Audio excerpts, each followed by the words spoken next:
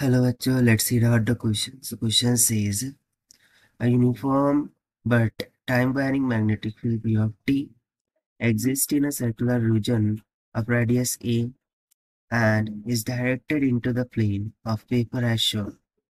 The magnitude of induced electric field at point P at a distance r from the center of circular region. So, यहाँ पर diagram में आप देख सकते हैं कि एक uniform but time varying magnetic field है और वो डायरेक्टेड है इनटू द प्लेन। ये cross sign basically indicates the into the plane direction.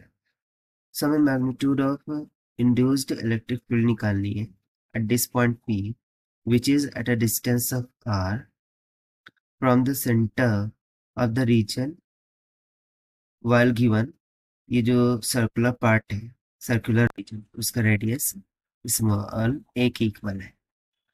तो चलिए स्टार्ट करते हैं सॉल्यूशन से। But before of that, let's talk about the key concept which we are going to use here for this question. So सबसे पहले तो हम Faraday's law of electromagnetic induction का यूज करेंगे। इलेक्ट्रोमैग्नेटिक इंडक्शन जो इंड्यूस में into the coil है वो minus of d∅p by dt की इक्वल होता है। और सेकंड कंसेप्ट हम यूज करेंगे Gauss law. So according to Gauss law the closed integration of E dot dl vector is equals to the charge enclosed by permittivity epsilon dot होता है।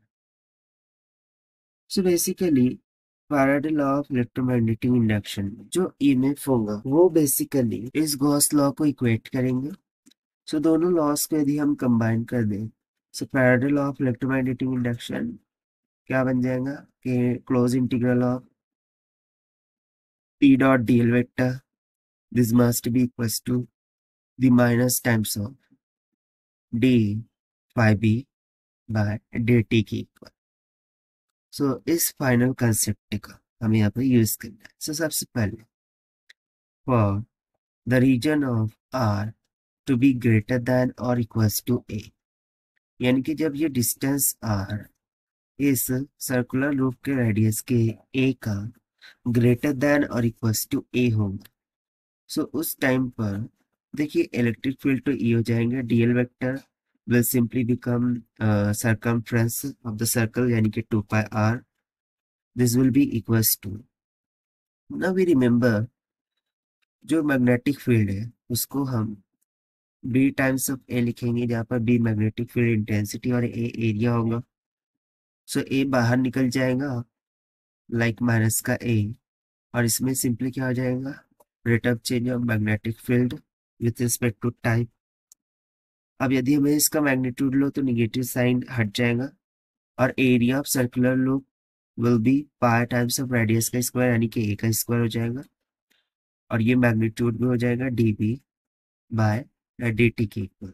और यहाँ पर क्या था E dot 2 pi r that will be as it is. So यहाँ से मुझे electric field at point P कितना मिल जाएगा E equals to a square divided by 2r, क्योंकि पाई पाई कैंसल, और बाकी मैग्नीट्यूड में dB बाय dt हो जाएगा। सो देखिए rate of change of magnetic field with respect to time changing वो तो वैरी कर रहा है, ये तो हमें गिवन ही है, ठीक है, दैट डजंट मैटर। सो यहाँ पर बाकी सभी की जो टर्म है वो कांस्टेंट है, only lifting the distance r, क्योंकि वो वैरी कर रहा है। So that is why we can say कि जो electric field at point P होगा वो 1/r का डायरेक्टली प्रोपोर्शनल हो जाएगा, and therefore this is going to be the required answer.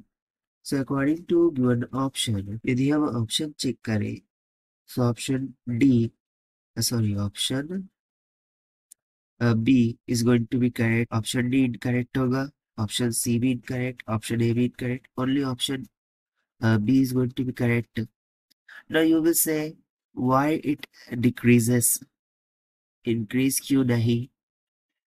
So basically जब हम कंडीशन मानेंगे आर लेस देन टू ए, यानी कि जब आर लेस देन होगा ए के, सो उस कंडीशन में जो इलेक्ट्रिक फील्ड होगी, अब चूंकि आर लेस देन ए है और less than equals to a होगा, सो उस टाइम पर r will become equals to a. So यहाँ पर ए की जगह पर हम सिंपली आर स्क्वायर रख सकते हैं divided by two r d B by d t. So r से r cancel, so r less than equals to a के लिए इलेक्ट्रिक फील्ड किसका प्रोपोर्शनल आ रही है, आर का प्रोपोर्शनल आ रही है। सो आर के प्रोपोर्शनल में आ रही है, दैट मीन्स टू से electric field is increasing as the distance r is increasing.